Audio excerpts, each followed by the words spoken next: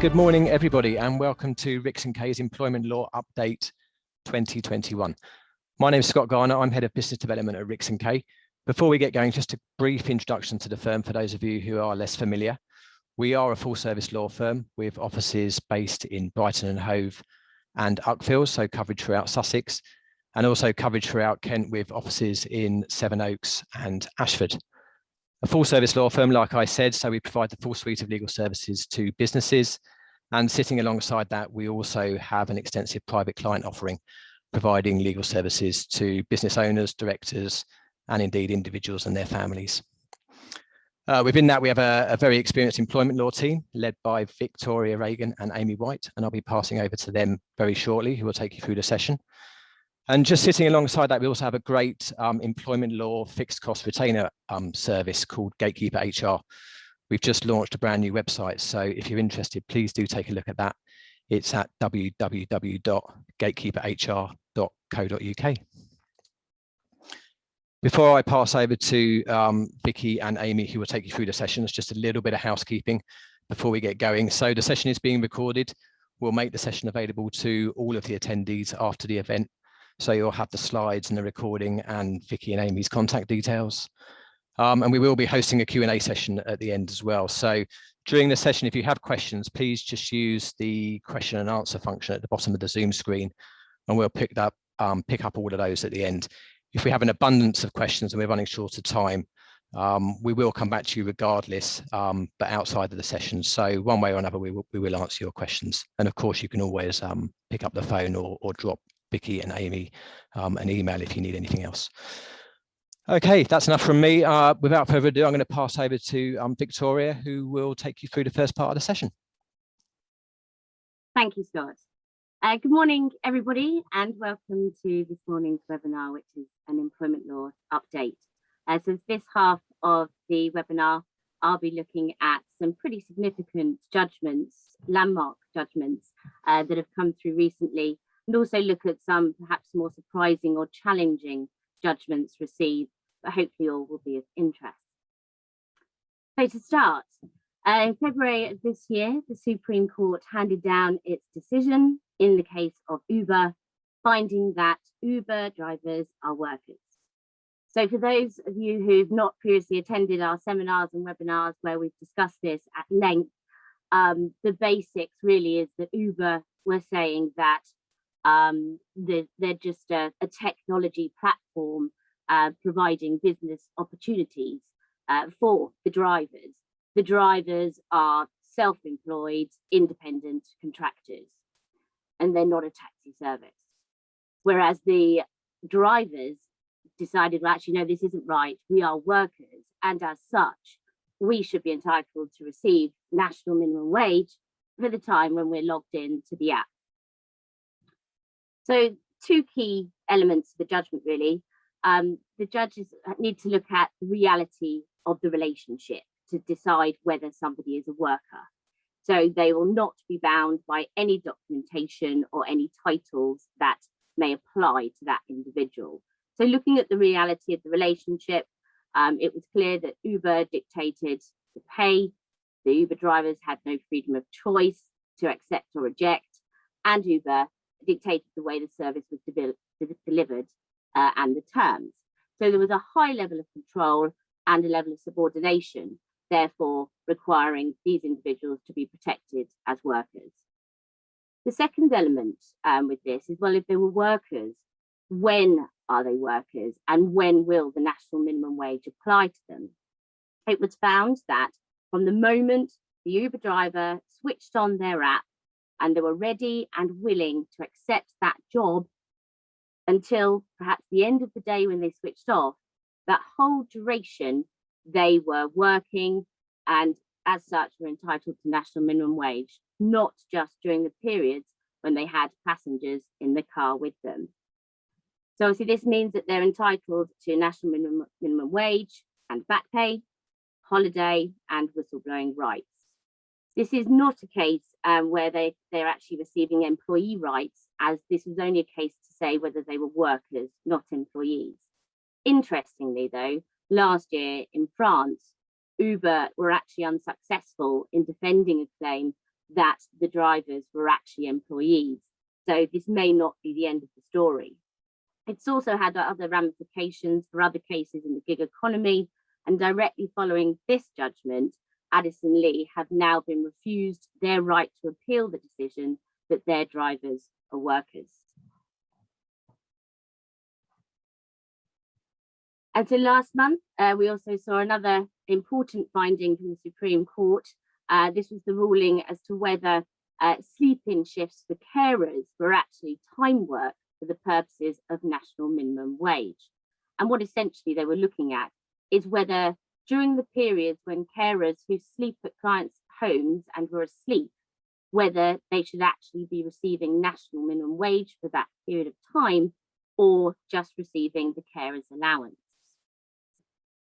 It found that this did not attract national minimum wage. It was found that the individuals, when sleeping or when available in the client's home, they were only there to provide a listening ear. They weren't exactly working. So it was not working time. Anyone who's sleeping is not working. Obviously, in the times when there's an emergency and they need to get up and deal with an emergency, that would be deemed time work, and they would attract national minimum wage, or if they're actually working and awake. So I think really this puts to bed the long-held belief that sleep-in shifts by carers should attract national minimum wage. And I think this will come as a huge relief to the care sector, as this would have had huge ramifications and implications in the cost of care. And so last month, many of you will have seen the Asda store workers, that they were successful in this long-running equal pay case. I say long-running, I think this probably stems from about 2016. Successful, yes, but I think it's important to know that this is the first hurdle, at least. So just for a broad background, in order to bring an equal pay claim, there are three hurdles, three stages.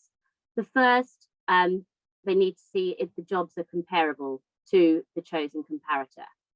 And if so, are they providing and performing work of equal value? And if so, is there a reason why those two sets of comparators are not paid equally, and other reasons other than gender? So in this case, some 35,000 plus claimants working in the store retail section of Asda were bringing a claim to say they should be compared to the depot employees. The retail employees were mainly female, and the depot employees mainly men. The men in the depot were actually in receipt of a higher hourly rate. And in this instance, the courts agreed, yes, the retail employees can say that it's an equal pay comparator to be used against the depot employees. As I say, this is only the first step. There's obviously now they've got to choose that, they've got to prove that they're doing work of equal value and justify it. So Asda still might say that they have a good reason as to why they are paid differently, and it's not discrimination. So really just watch this space. The interesting case, I think maybe just to approach this one with caution, but in this case, it was looked at whether a dismissal can be fair in the absence of any procedure where a situation has arisen where there's a personality clash between two members of senior staff. So Ms. Gallagher was a senior manager. Her relation broke down with her line manager, various disputes, mainly around salary. Line manager tried to hold meetings with Ms. Gallagher, who showed no interest in repairing the relationship. The business found itself in a critical situation and was running a financial loss and had to make decisions. It was decided that Ms. Gallagher would then be dismissed, which was done in an annual appraisal. So no procedure, no right to appeal, and she was paid in lieu of notice. So Ms. Gallagher brought claims for unfair dismissal and other claims, but actually in this situation, the tribunal found that actually this dismissal was within the band of reasonable responses. Also, because of the lack of the trust and confidence between the two members of staff, they thought that this would be a permissible reason to dismiss under some other substantial reason. So I will say this is not the green light to dispense with fair procedure. And the tribunal did actually acknowledge that in the main, in most cases where there is complete lack of procedure, this will result in unfair dismissal. But in the particular circumstances of this case, so they're interested in repairing the relationship, the negativity, the situation the business found itself in, that this dismissal was fair and any rights to appeal may well have been futile. But I will say this is probably the exception rather than the rule. And then another perhaps surprising outcome in respect of covert recordings. So in this case, Mr. Anderson, who was a director and shareholder, was suspended for various allegations of misconduct. As such, he installed a webcam in his office, an office to which he had exclusive access, but obviously the installation was without consent. The reason he did this was because he had suspected that somebody had actually accessed his computer in order to find evidence against him. On learning this, employers sacked Mr. Anderson for gross misconduct. But when the tribunal looked at this, in view of Mr. Anderson's seniority and his suspicions, they understood that actually Mr. Anderson was trying to protect commercial and personal interests. And as such, the dismissal for gross misconduct on this basis was actually outside the band of reasonable responses and was unfair. They also found that the company had completely omitted to undertake this balancing exercise between the right to privacy of anyone entering the office and being filmed without knowledge and consent versus Mr. Anderson's right to try to protect confidential information. So this might be a little alarming and conflicts with previous cases. However, it does not give employees free rein to set up surveillance on colleagues without good objective grounds. So I still think it's worthwhile, obviously, treating this on a case-by-case basis and perhaps having reference in policies and handbooks to say that any such sort of surveillance without consent will still be or may still be treated as a disciplinary matter. And then in this next case, I think it really highlights the importance to employees of providing up-to-date and meaningful training regarding behaviour in the workplace. So the employee was subject to racist comments on a regular basis. She brought a claim for harassment related to race.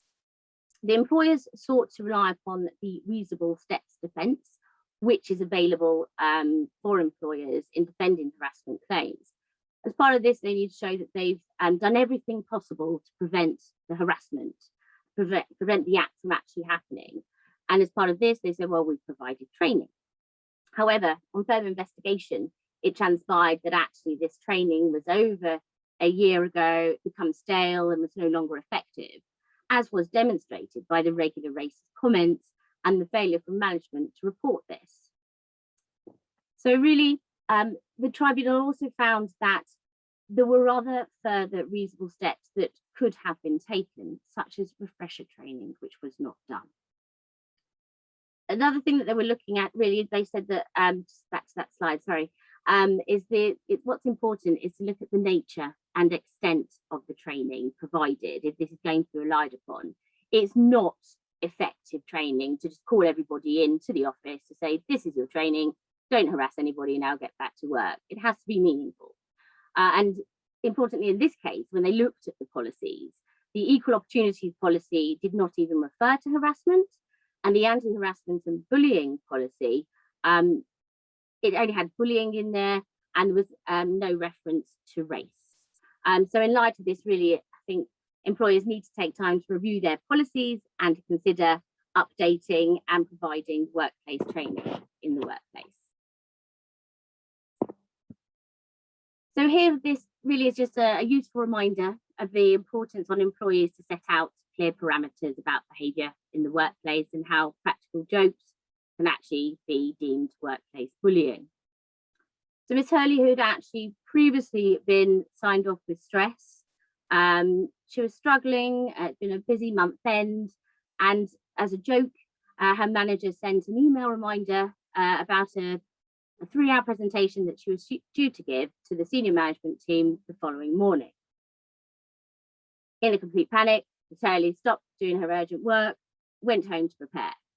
Only after she'd left, the manager sent an email back saying, "Only joshing, have a great day."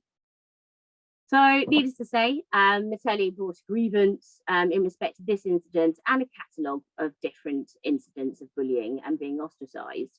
And she ultimately resigned before the outcome of her appeal. Notwithstanding that, the tribunal found that this treatment was a fundamental breach of trust and confidence. She was successful in constructive dismissal and was awarded in excess of £10,000. So this is really just a stark warning that, you know, jokes can be very costly, especially in the current climate. I think it's very important to appreciate that employees may be working under added pressure, there's lots of anxiety, and it's therefore more important than ever for employers to send out a clear message on what is appropriate behaviour in the workplace. And then finally, this case here, keeping along the lines of practical jokes and how this has come to the fore in a vicarious liability case. This is a case which involved Mr. Chell, who was contracted out to work for Tarmac alongside Tarmac's employees. There was a little bit of tension between the employees and the contractors, but as a practical joke, Mr. Heath, one of the employees of Tarmac, decided to detonate 2 explosive pellets very close to Mr. Chell's ear, resulting in a perforated eardrum and hearing loss. Mr. Heath was disciplined and dismissed, but Mr. Chell then brought a claim against Tarmac to say that they're vicariously liable and responsible for this action and his injury, and that they were negligent and there'd been a breach of duty. So the court's looking at this for the vicarious liability. They looked at what was the function, what was the field of activity, what was the connection between the roles, they were fitters, and the wrongful act. So as far as Tarmac were concerned, this was not in the course of employment. This was horseplay, which again is not part of their employment. And there was not that sufficient connection between their role and this act. It was completely outside the role and completely of Mr. Heath's volition. And when looking at the breach of duty, it was also found that this was completely outside the scope of reasonable foreseeability, and that it would not be reasonable for this kind of action to be taken into account when undertaking a risk assessment. Therefore, it must fail.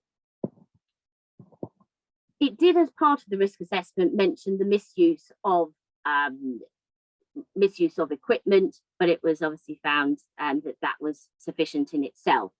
So contrary to previous cases, which we've discussed in previous seminars, this may come as a bit more of a light relief to employers, where it was really found that if the wrongdoer is acting on a complete frolic of their own, then the employer will not be held responsible.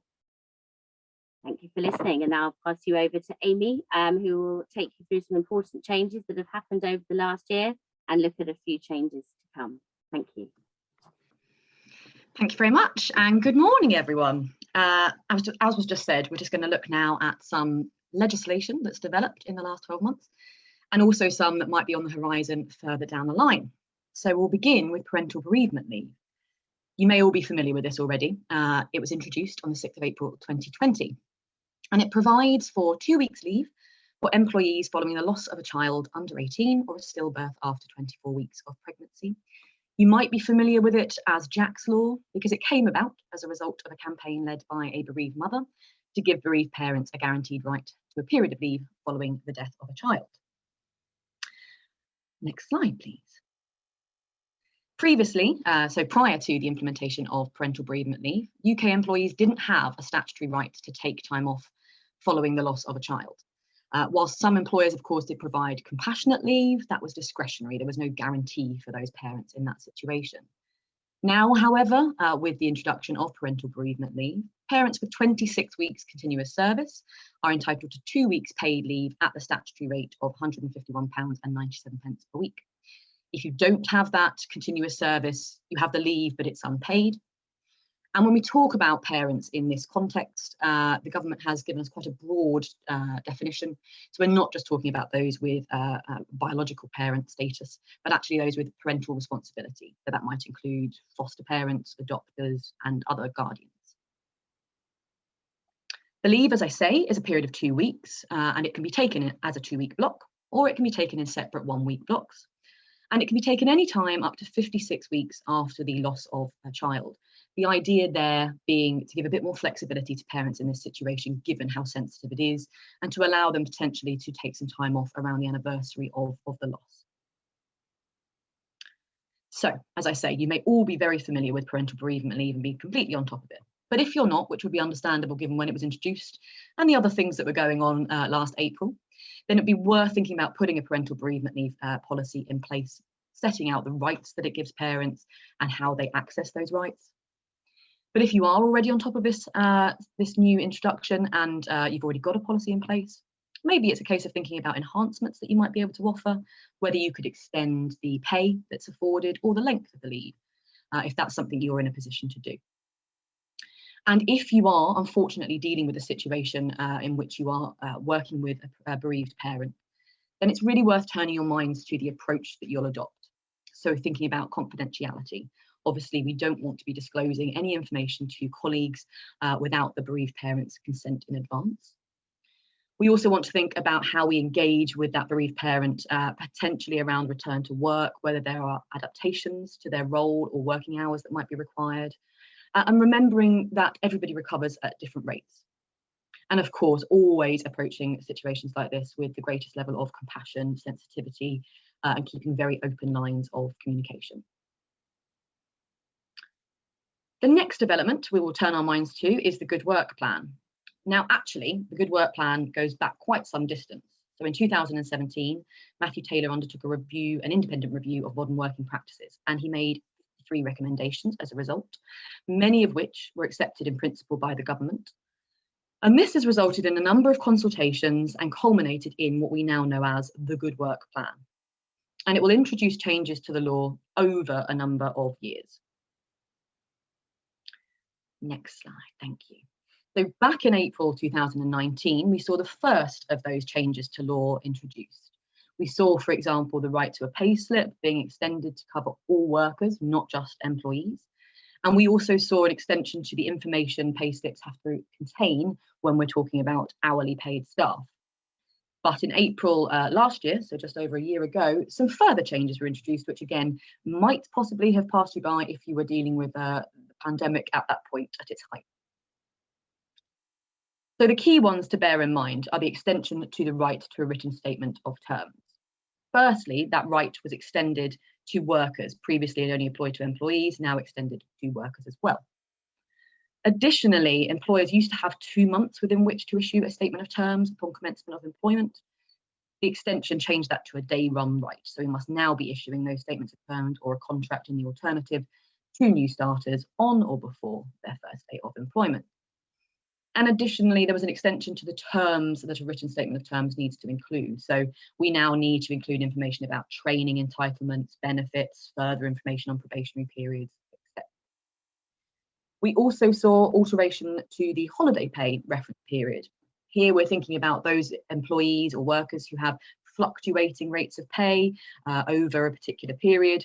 We need to work out an average rate of pay to pay them during their holiday. We used to work with a 12 weeks reference period for that purpose.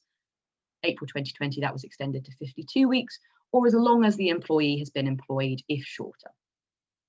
And finally, we saw some increased protection introduced for agency workers. Previously, while most agency workers had a right to the same rate of pay as their permanent counterparts, there were some exceptions to that rule. They have been dispensed with, so now all agency workers after 12 weeks continuous engagement do have that right to comparable pay.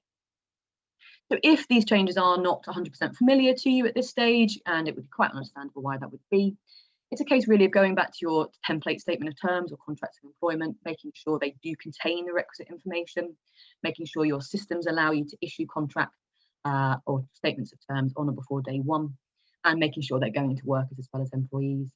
Having a think about the methodology you employ for calculating holiday pay. Many people work with automated systems in that regard, which may well have already implemented the change, but just having a check. And if you are working with agency workers, then of course, just bearing that change in mind. Now, there are some further changes likely to be on the horizon as a result of the Good Work Plan. Some we know are coming into force, we just don't have a date yet. So, for example, the right for workers to request a more stable working pattern and the extension of the period required to break continuity of service, likely from 1 week to 1 month. But there are also still ongoing consultations, which may or may not result in further changes. There's less known about this at this stage. And that includes things like the right to reasonable notice of hours, and the right to compensation if shifts are cancelled without reasonable notice. And also maybe measures to reduce ill health related job losses, including the right for non-disabled employees to request workplace modifications, a review of SSP provisions, and potentially a review of the funding in relation to occupational health.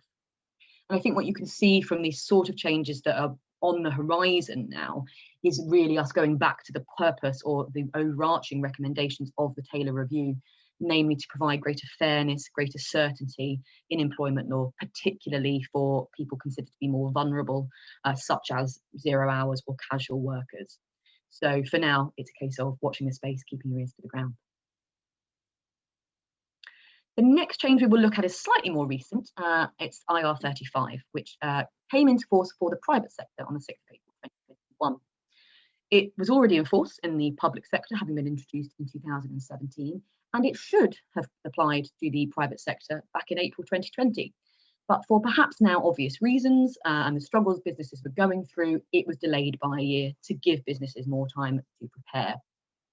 I should say at this stage, we are not tax advisors, so I'm just giving you an overview, given that this has obviously quite significant implications for HR departments and employers. What the new rules do is they apply to contractors who provide services to an end user client via their own service company and who would, were it not for that intermediary service company, be employees of the end user client. If you lifted that intermediary service company out, the contractor would clearly be an employee of the client. And IR35 ensures that contractors who fit that bill will pay approximately the same income tax and NI contributions as any other employee of that end user client. The interesting thing where IR35 is concerned is that if the client is a medium to large-sized organisation, that client themselves will be responsible for determining whether IR35 catches a particular contractor that they work with. If it does, they have to notify that contractor of that view via a status determination statement. And then they have to deduct the requisite pay and NI from the fees due to that contractor and make those payments to HMRC in the usual way. So I think, as I said at the beginning, this is a really big development for HR teams. It's something they've never had to deal with before, never had to tackle before, and the stakes are pretty high for non-compliance. So it's really worth getting your head around if you haven't already. I'm sure many of you have. And if you haven't become familiar with it, the first thing that's really useful to do is to audit the arrangement that you have with your contractors to see whether they are caught. You want to use a clear and consistent methodology, and you want to record and retain any decisions you make. There is an online tool you can use via HMRC. It's useful. It thinks about the 3 main factors where IR35 status is concerned, namely, can the contractor send a substitute if they can't perform the services themselves? Do they take the burden of financial risk? And how far are they controlled by the end client, or do they dictate how they perform their services entirely themselves? What I would say, just a word of warning, is yes, the tool is very useful, but we all know that the issue of status, whether in relation to tax or employment law, is slippery, and one that maybe there isn't an exact science around. So human intervention would be very sensible alongside that online checker. We're now going to just turn the clock back slightly to gender pay gap reporting, because again, this is a more historic development. It came into force in 2017. The gender pay gap is the difference between average earnings between men and women. And from 2017, employers with more than 250 staff had to report their gender pay gap, both on their own individual websites, but also on the government's dedicated gender pay gap reporting website. And they had to do that on an annual basis based on their snapshot date each year. Just because a business reported a gender pay gap, of course, doesn't mean that discrimination is occurring in their organisations. But what monitoring gender pay gap does and reporting on it does is ensure that if there are issues within your organisation in terms of gender equality and different levels of employment, that you're aware of them and that you can take steps to tackle them. So by way of example, if women in an organisation are mainly engaged in lower paid roles, an employer might develop an action plan to support women to apply for more senior roles. And then by annually reporting their gender pay gap, they might see that reduce. They might know their action plan is having the desired effect. Next slide, if we may. Thank you. However, the issue that has arisen now and why this is pertinent at this point in time is that because of the impact of the pandemic, I know we said we wouldn't mention it, but it's somewhat inevitable. The enforcement of gender pay gap reporting has been suspended. Employers won't be subject to enforcement action as long as they report by the 5th of October 2021. So whilst the encouragement is there to keep reporting as normal, the threat of enforcement action to back that up is not. And there are calls from many commentators to reinstate that enforcement action as soon as possible, because there are concerns that the impact of the pandemic is potentially turning back the clock on pay and equality and the progress of the same in the workplace. We know the pandemic has disproportionately affected women. More women than men have been furloughed, have lost their jobs, etc. Gender pay gap reporting, as I said, is very useful in helping organisations understand where there may be issues and to help tackle them. And if that reporting obligation is suspended for a prolonged period, there's a concern that perhaps worsening inequality will continue. So in that regard, perhaps if you are an organisation subject to this sort of requirement, it's a case of thinking about whether you can report now, despite those suspended enforcement provisions. And finally, we're just going to look at two developments that are much further down on the horizon, but that are really positive developments, I think. So some good news stories at the end of the day. Firstly, the government has proposed introducing new rights for parents to receive neonatal leave and pay if a baby is born prematurely or unwell and has to receive care in a neonatal unit. At the moment, the parents of a baby in neonatal care have to rely on existing statutory leave entitlements to enable them to be off work. So you might be relying on your maternity leave and you might be spending a great portion of that in hospital rather than bonding with your child outside in a medical environment. If you're a father or a partner, you may be actually having to use up some of your annual leave or some of your taking some unpaid leave just to be able to remain in the hospital with mother and baby whilst the baby is unwell. And given obviously that that's not an ideal situation, it's anticipated that we're going to see some form of neonatal leave introduced reasonably soon. What that might look like has yet to be completely confirmed, but we think it will involve parents of a baby who is admitted to hospital as a neonate being eligible for leave if that admission lasts for a continuous period of 7 days or more. They'll get up to 12 weeks leave. The right is expected to be a day one right. And in terms of eligibility for pay, it will be most likely, as with other family leave, requiring a certain amount of continuous service and minimum earnings before the leave is taken. So this isn't due to come into force before 2023, so it is very much on the horizon, but obviously worth paying attention to developments, and as and when we get further confirmation, turning your mind to developing a policy and communicating the same to your staff. And right at the end of today, some good news in relation to carers leave.